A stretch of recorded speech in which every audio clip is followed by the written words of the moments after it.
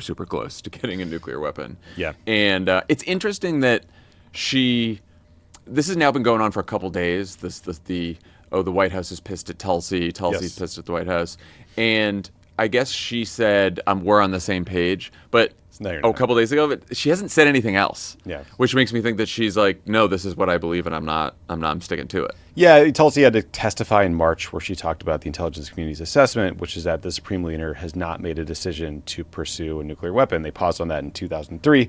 There's all sorts of other factors here. There's the amount of uranium they've enriched. There's the weaponization process. There's the development of ballistic missiles. But the long story short was they haven't decided to get a nuke. And when Trump was asked about that, he said, I don't care, which he said. But Trump is reportedly really mad at Tulsi for releasing this bizarre video on her personal Twitter account. You saw this thing? So weird. She visited Hiroshima. She does this 3-minute thing. She warns against the threat of nuclear war, which, like, I'm with her there. But then they show an AI-generated image of San Francisco getting nuked. And then she suggests that the elites are fine with nuclear war because they can afford nuclear fallout shelters. Yeah, the call from the elites is coming from inside the house. Exactly. Yeah. Rhodes like went nuts on this. It's like, you know who's got like a nuclear fallout center in New Zealand? Like Peter Thiel. Right. You know, like your base, your But financial also, it's base. like the saber rattling is coming from the White House. Yes. Trump apparently told Tulsi, though, I saw the video and I didn't like it. Yeah, well, neither did we, but it's a weird video. But here's my question for you: the top tier inner circle, a lot of neocons there, not a lot of like MAGA America First types, right? You got your Marco Rubios, you got your Ratcliffes. JD Vance is part of it, right? Yeah. And I know that JD Vance is he doesn't like wars, or he's supposed to be one of the MAGA isolationist types.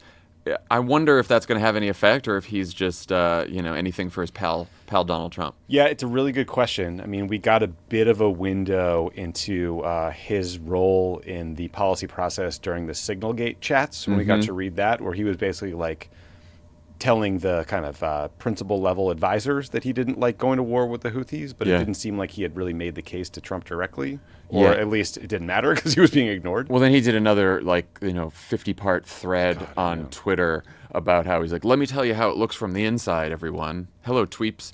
It's very weird. And then he did it on Blue Sky, too. Well, the Blue Sky thing was very funny. So JD Vance, for those who don't know, joined Blue Sky yesterday and immediately told everyone that on Twitter that he joined Blue Sky. And the reason he joined Blue Sky is to post about the Supreme Court decision banning or upholding Tennessee's ban on gender-affirming care for trans youth, and basically just to twist the knife for people on Blue Sky. He just wrote about why he thought it was a great decision from the court. But someone pointed out that he's such a fucking loser that he announced that he joined Blue Sky. Blue Sky immediately banned him, suspended his account. Why did they do that? That's ridiculous. It's Okay. like fucking throwing fish into a Shark Tank, put JD Vance in Blue Sky. But anyway, he did it during the sit room meeting. So he has the sit room meeting on Iran with Trump, and at the right before the meeting and right after, he's just posting on Blue Sky. He's getting suspended, unsuspended. He's just attacking trans people, doing his thing. And it's like, I guess he must have not had much to do in the meeting. What do you want to bet he was on the shitter in that little bathroom right next to the sit room? That's exactly what he was doing. One time I peed at the urinals next to Dave Petraeus. That was a weird one. Okay, so more on war with Iran. So there was some new polling out this morning from the Washington Post that also made me kind of hopeful. We got it up now. So the overall numbers were pretty bleak for supporters of the war. Only 25% of voters support the war, 45% are opposed, 30% are unsure. That includes 24% of Republicans who are opposed to the war, and 70% of the country has heard a good amount about the war so far. So, I mean, John, you're a lot more of a polling expert than I am, but a 25% approval for a war before it gets ugly seems pretty bad. Yeah, I want to nerd out on this for just a second, because I do think, and you know this very well, that on matters of war and foreign policy more generally, it really depends. First of all, public opinion is hard to capture on these topics, and it really depends on how you ask the questions. Right. And I think that's illuminating here, because yesterday Echelon had a poll out, or they did a snap poll of 1,000 voters. More of a conservative firm. Yeah, more of a conservative firm, but very good, very good polling firm.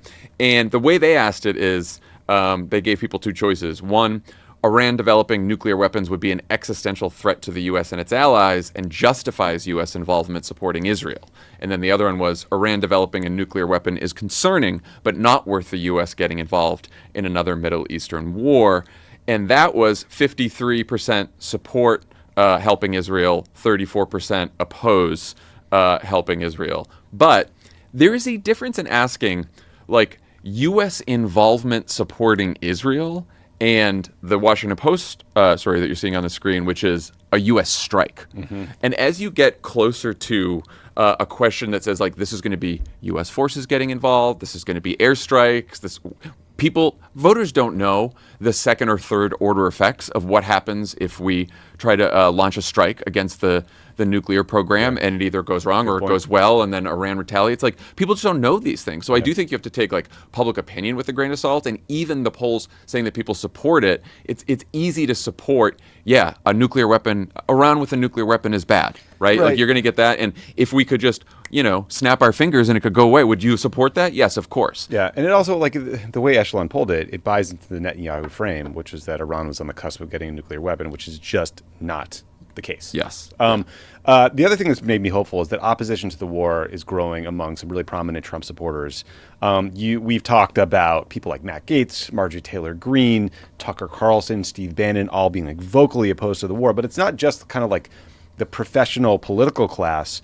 Here's a clip of pro-Trump comedian and frequent Joe Rogan guest Dave Smith from earlier this week. Donald Trump looks, and man, I supported him this last year. I apologize for doing so. It was a bad calculation. At the time, it seemed like the right one. But he should be impeached and removed for this one. Wow. And not on some not on some ridiculous Nancy Pelosi. Of course, the Congress will never do it because they're all a bunch of corrupt hacks. This is the one thing they support. This is Donald Trump should be impeached and removed for this. All of his supporters should turn on him. It's the absolute betrayal of everything that he ran and campaigned on and everything that he stood for. So that's not good for the White House. I hope that guy gets booked on Rogan soon. Same. And it's not just Dave Smith. Here's a clip of comedian and podcaster Theo Vaughn. Trying to get us into a war with Iran or not, America, if Israel is trying to.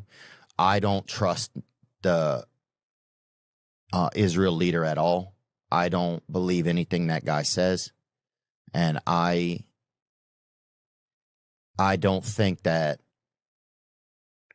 our soldiers should have to go and defend stuff that they start. I'm not a soldier, so I'm obviously speaking out of turn. I'm not even brave enough to serve, so there's that element. But that is kind of how I feel, I guess. And so it's like, when do I speak? When do I say that? Because it feels like they're trying to push Trump to go do that. And it's like, who makes that choice? Does he make that choice? And then what do we get? What's the win for us? We're just involved in some other thing while we have suffering here at home. So good for Theo Vaughn. Yeah. I mean, people might eye roll at comedians weighing in on a war, but these are extremely influential people in the Trump coalition, but also just in media generally now. This is how the media has changed. They helped elect Donald Trump president again, against all odds. Right. So I think it's very important. And I think the part of the MAGA coalition you're talking about that's at risk here are some of the people who came over for the first time in 2024 because they're fans of Theo Vaughn or Joe Rogan or whoever, and maybe they voted for Biden in 2020, or maybe they didn't vote at all, maybe they voted third party, and then they were convinced to vote for Donald Trump. And so you're seeing some people in the Silicon Valley tech world starting to leave over the tariffs and some of the immigration stuff, and then you're going to see some people who are more anti-war could leave over this. So I do think it matters quite a bit. Will it affect Trump or not? There was some reporting where he's like, well, I'm in my second term anyway, so who the fuck cares, right? Yeah, he cares. He cares. But I do think it is important to, if we have this window, to try to, Trump's not going to listen to fucking us. No. Everyone else. But if there's a bunch of people on his side or his voters that are with loud voices and big platforms like Tucker Carlson, like a Theo Vaughn, who keep talking like that, I think that could be for the listeners, John literally walked into our office this morning, looks at me and goes, hey man, good news. Steve Bannon was just spotted walking into the White House. And I was like, holy shit, that's great news. Bannon's been vocally opposed to the war. I was like, here's a CNN chyron that's good news, but you wouldn't think so, Tommy. We're in a weird spot. Finally, listeners to Pod Save the World know that I'm not a big fan of Israeli Prime Minister Bibi Netanyahu. felt that way along well before the war